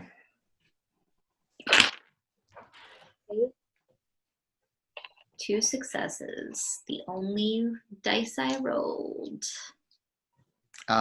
You think that something fateful is occurring in the woods right now, and you feel that there is something fateful happening there and something fateful happening at the top of the ziggurat, and what you choose to do now could affect either fate.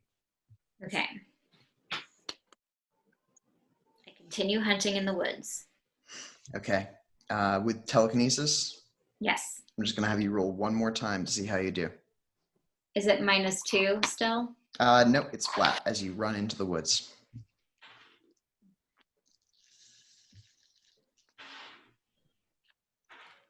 One, 2, 3, 4, 5.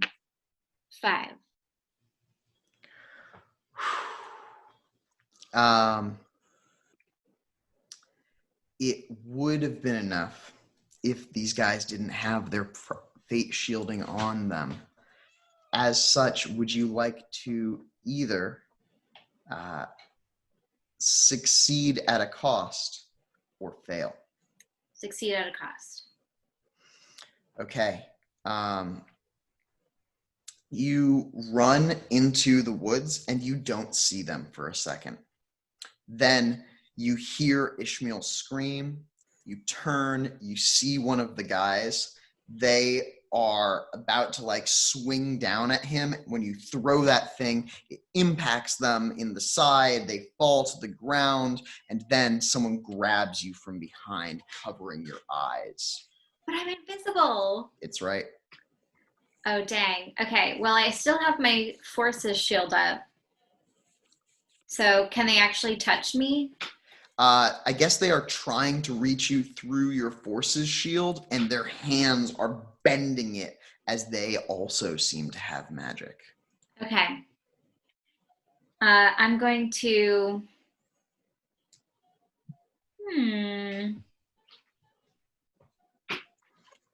Also, I can see in the dark.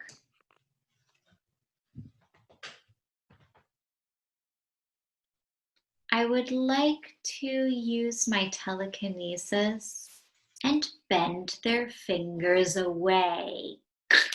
All right, roll it.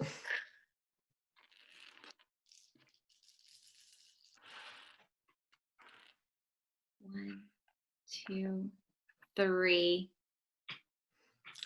Okay, you pull their fingers away, but they're not breaking. They're just like letting them go. And then you feel something knee you from behind. You have a force shield up right now, and it doesn't get through the force shield, but you do like stumble forward. Okay, I'm going to turn around. It's that other guy. There were two of them. You saw one of them. The other one is here, and he has some sort of prime sight up, it looks like. It also looks like his wounds are healing. This guy had been the guy who fell to his knees, and he had been injured in that battle. You can tell that his wounds are rapidly healing, in fact. Where's that healing magic come from? I'm curious. It's the ziggurat. I'm gonna sever that connection. All right, spend a mana and roll those dice. It's a Gnosis plus prime. Hey, you.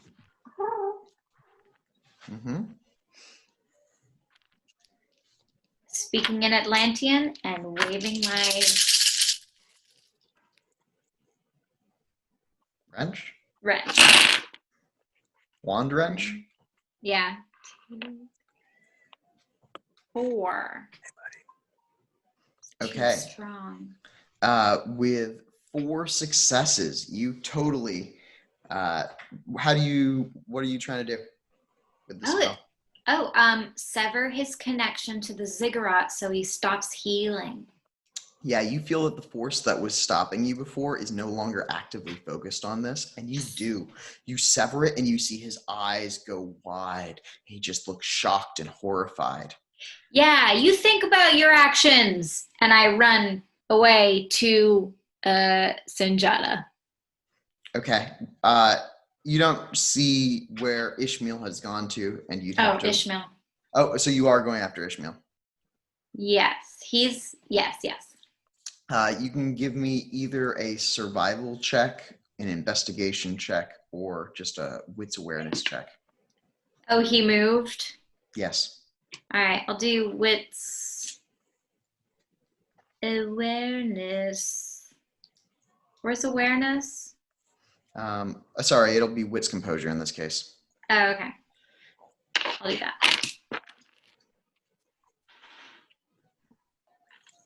2 successes.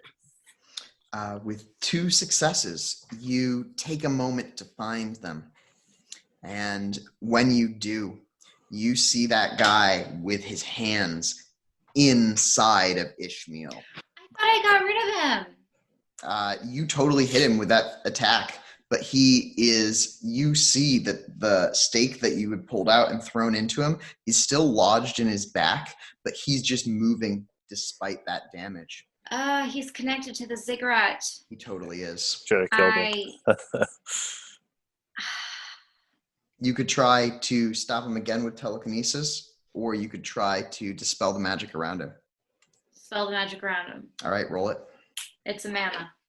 Yep, back on top of the ziggurat, though. Parallax faces off with anti-parallax. Yep. Actually, speaking of which, I spent a mana on the last thing, right? The space dividing thing. Yeah. Yes, because you aren't a Master Ghost Mage, it costs you mana when you use improvised spells of space. Right. Okay. So and Sajada got a good swing at like other me, right? Mm-hmm. Yeah. Is he like dead or like dying? He hit him, but it looks like he has managed to just shrug it off the blow. In fact, he's trying to bring Sanjata down into that black hole. They're like not grappling per se, because this is happening so quickly, but they're about to be grappling, you'd say.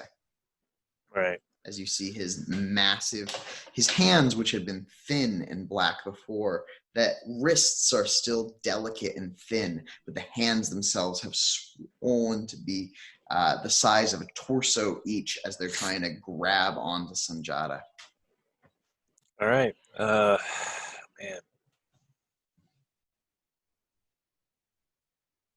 And what happened to the other girl? She's just pushed away and she's sort of like recuperating. Yeah. She doesn't seem to be with it right now. She's like out of it as she was a second ago, so she's not doing anything. All right. I'm actually going to run up and try to steal the knife from that girl.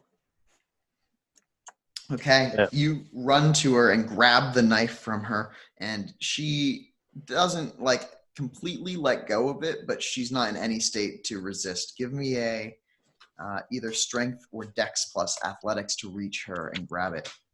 Yeah, I can do those things. Pretty sure strength and dex are the same. Yeah. All right. Let's see. I got 2 successes. With 2 successes, you've got a knife in your hand. Sanjata is putting up a pretty good fight right now as the hand grabs him. He like tries to parry it and then steps back. He's right on the edge of that pit. The other version of you has like one hand trying to hold him and force him into that pit as he turns towards you. Okay.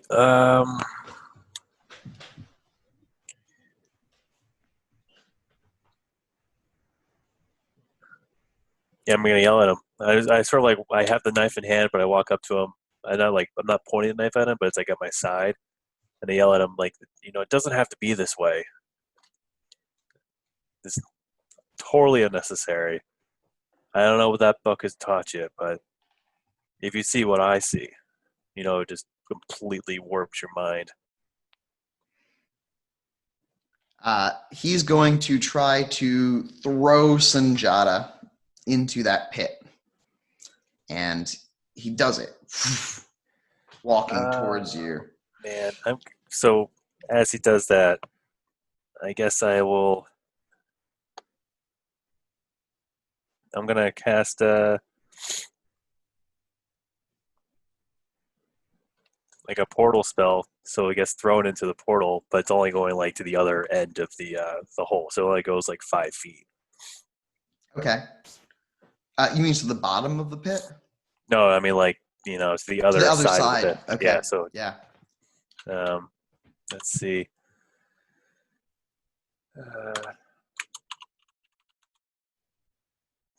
Oh yeah. So I got 3 10s and Wow. that's it. Actually, I got 3 10s. So It's still 5 successes. So yeah. you throw him through that portal, and he lands on his feet on the other side with a nod to you. The other version of you says, "It seems that we're evenly matched in everything except ideas." And he tries to cast a space spell. Oh, it's not time. Yeah, it's not time for me to go home just yet. You know what I realized that I haven't been rolling? It's Paradox. And this is going to be an appropriate time for first Trevor. Why don't you give me a Paradox roll for that last portal? It's going to be 2 dice because of your gnosis. I got 2 successes. Okay. Yeah. With 2 successes, the spell does paradox. Would you like to absorb the backlash into yourself or allow it to loose onto the world here? Damn it. I am going to absorb it. Okay, you take 2 points of bashing damage as your own pattern is frayed by the contact, but you like shrug it off. And then would you give me 3 dice? Would you roll me just 3 dice there, Trevor?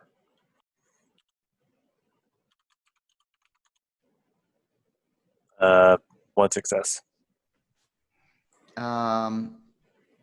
With 1 success, the other you also like feels a twinge of that paradox, but teleports away.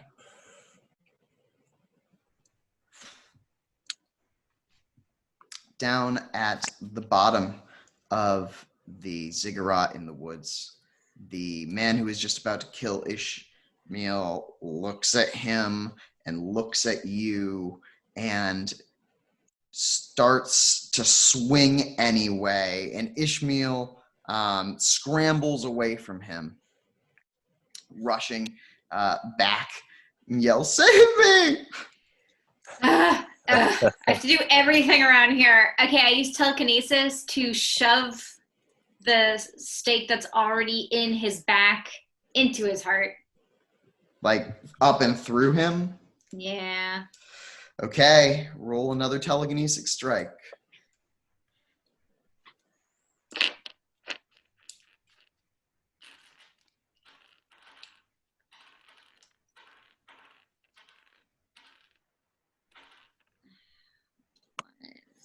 Two, three.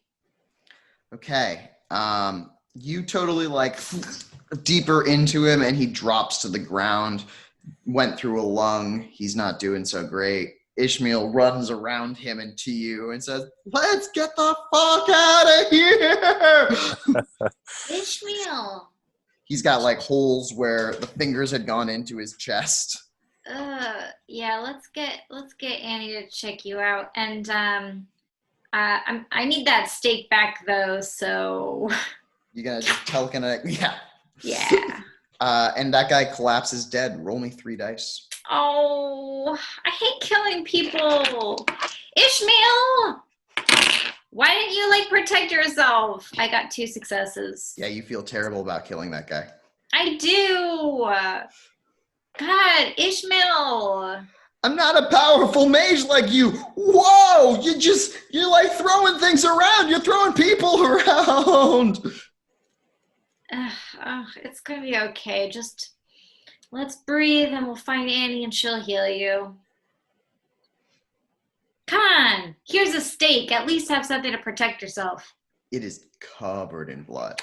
I give him the other steak.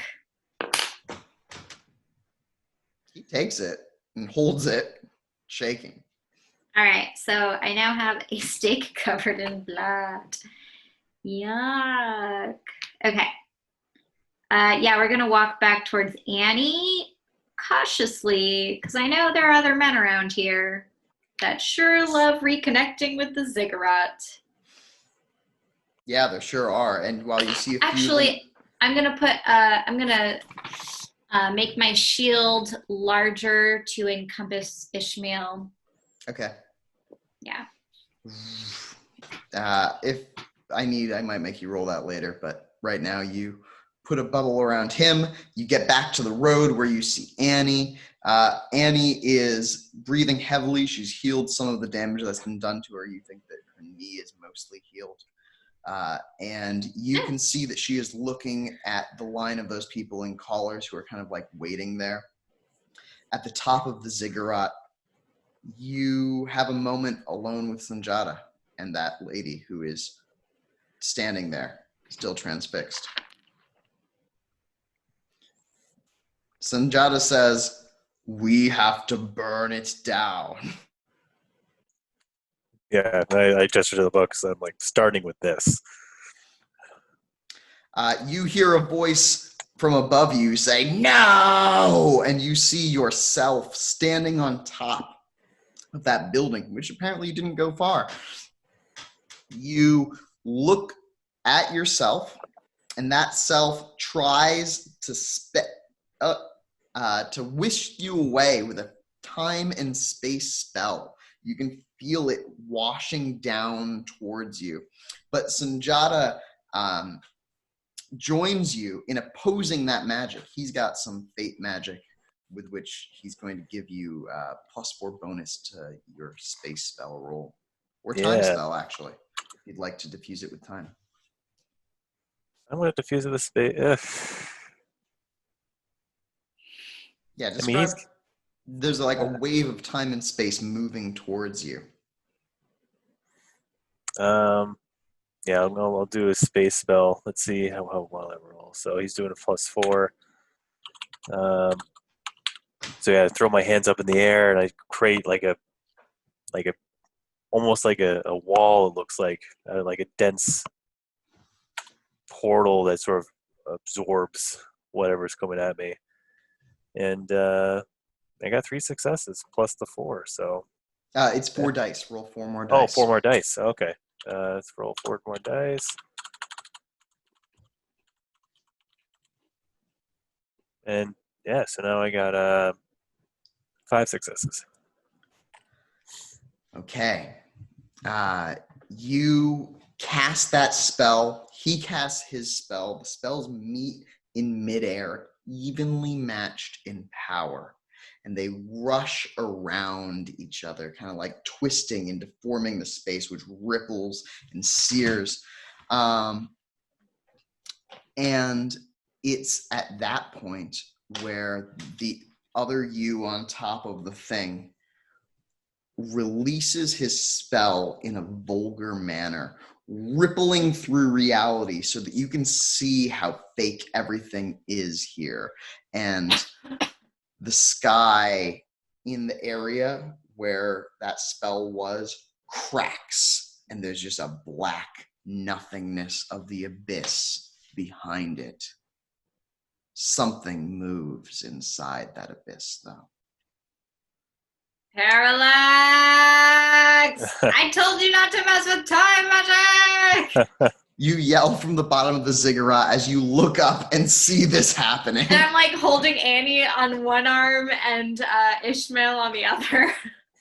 I'm going to try to do an improvised space-time spell to close that break. But I'm also going to use divination to try to make that happen. Can I see that? Like, with divination, are you trying to look forward into the future? Or what are you divining? I guess not really divine, like what spell he casts to that, or what manner that happened when he made a vulgar spell that caused that crack. So what the hell did he do? That's where I'm trying to divine so I can reverse it. I think it would be an occult check, actually. Oh, all right. Well, I guess I'll do that. And let's do occult with intelligence. Yeah, that sounds good.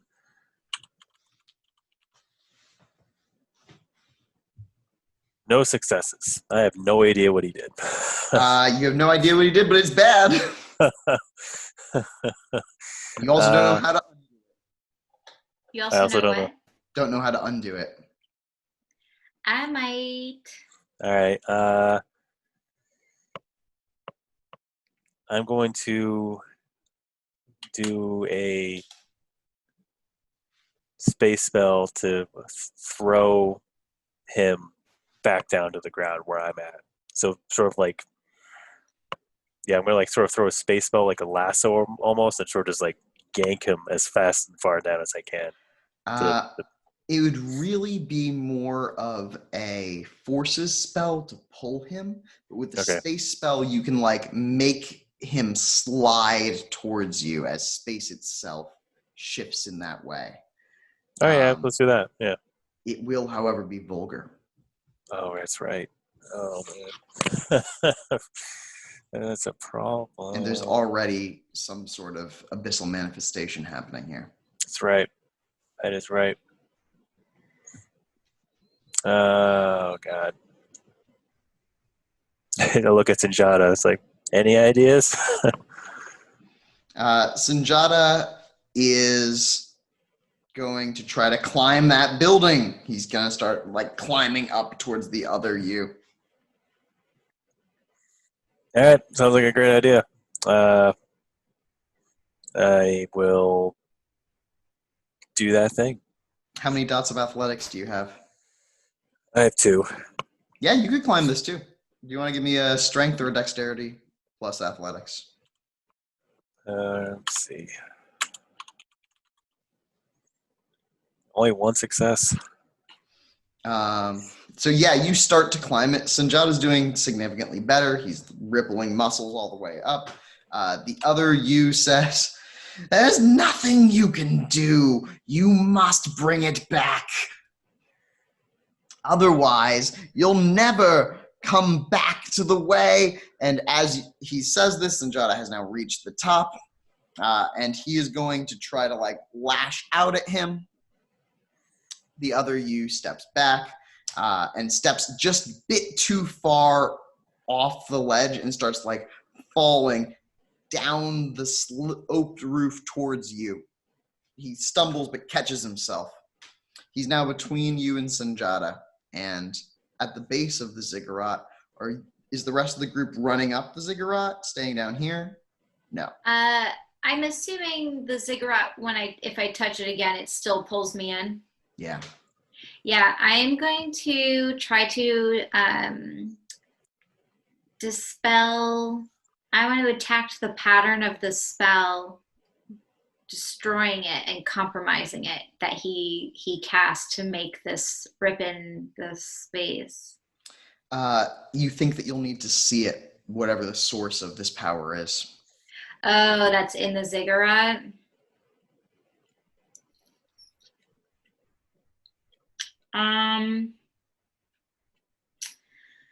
Oh, bother.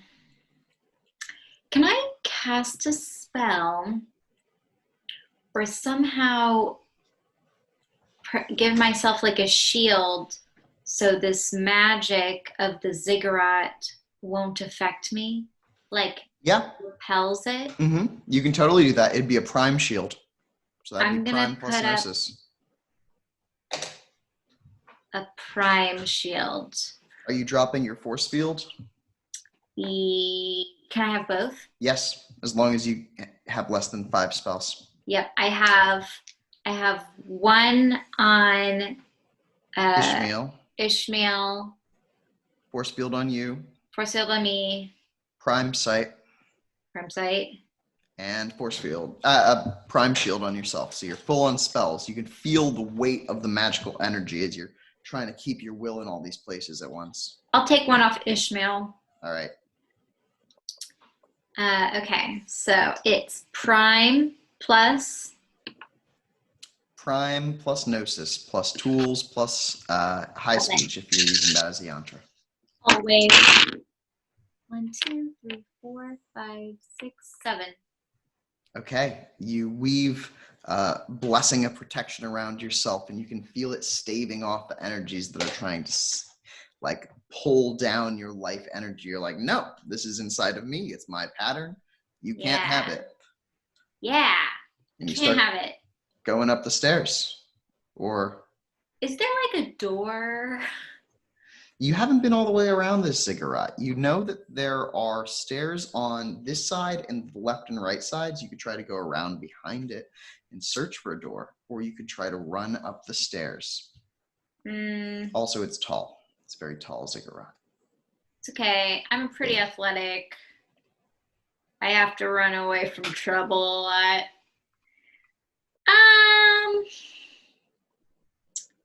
Do I see any doors up there from down here? There's clearly some sort of building that they're fighting on top of, and you see a man with black hands slip and fall and catch himself with one of those black hands on the top. Weird. That guy looks like Parallax. I'm gonna run around. Oh, how big is it? Like, how much time would it take me? A few combat rounds. How much time would it take me to climb the stairs? Depends on how fast you did it. You see, a normal person, it would take them a few combat rounds, but you can make yourself move faster than a speeding bullet if you'd like. It'd be vulgar. Oh. Nah. I'll just, I think I'll run around to the back, see if there's any back doors. Okay, so you start running around the ziggurat.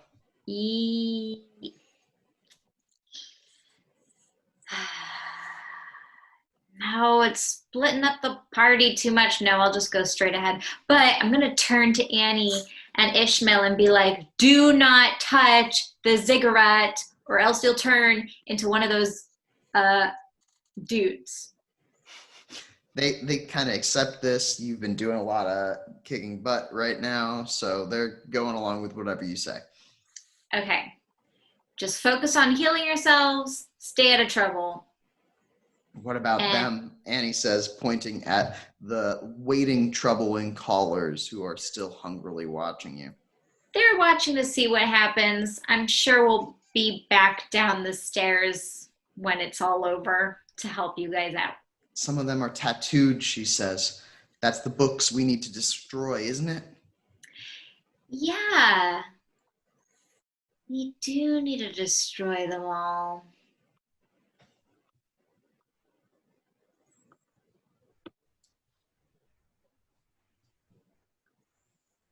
Do you have fire? Do I? No. No, Annie. Oh. You have a lighter yourself, you remember. I do. I would. I thought you... Oh, wait, no, you didn't have one in the last session. So I guess neither does she.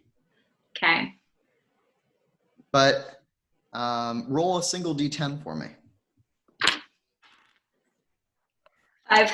Yeah, neither does Ishmael. No one has a lighter. Okay.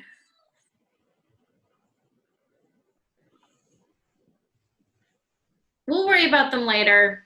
Let's deal with the rip in the space. I go up the stairs. Okay. You start hustling up the stairs. Parallax, are you climbing up towards your other self? Are you casting a spell? I'm going to rush up to my other self. All right. I'm going to try to... Yeah. I'm going to cast perfect timing on myself. And Okay. I'm going to try to get up to him as fast as I can. I'm going to stab him with that knife I grabbed. And, okay. Yeah, how many successes on that perfect timing spell did you get? Let's find out. As soon as this cat stops bothering me. There, here we go. Give her all the love. Yeah, he's a squawky boy. Meow, meow, Meow. Oh, yeah. Let's see. 1, 2, 3, 4, 5, 6, 7 successes. Wow. Nice. Yeah. So I should have mentioned that as a rope. So perfect timing. You run up and you go to stab just as he starts falling. His foot stabs through the blade goes into his foot. He's got bare feet on, and the stab makes him lose his footing, and he starts tumbling down the building, taking a bunch of damage. And because you got 7 successes, he falls directly into that yawning crack into the abyss, where you can see something ripple out just as he gets towards it, ripple out and touch him and pull him in.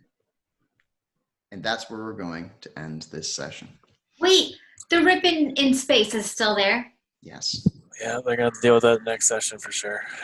Oh. That's where those monsters are. The ones that we've been reading about in the other sessions. So you each gain a point of experience for playing the session. And hopefully we will get a chance to continue soon. been a pleasure gaming with you both. Absolutely. Been a That blast. was fun. That was really fun. I kicked butt. You sure did. Oh my gosh. Absolutely. You both Yeah. did really good with your dramatic spell weaving there. Yeah. Yeah, I only have like 3 mana left, so Yeah, I have 4. I definitely have to get more. Well, you're not even in the right timeline to have a hollow here. So you'll have to find another. You can always scour your own pattern for mana, which means essentially hurt yourself and take that health and turn it into 3 mana. I think I can also take mana from all the dead guys around here. Not without death. Huh? So you would need a level of death arcana to do that. Oh, okay, yeah. Yeah, with your prime 4, you can take mana out of a lot of stuff, though. So I'll tell you about some of that stuff in the next session. Yeah, cool. All right. Well, have a good one, everyone. And yeah, we'll see how this goes.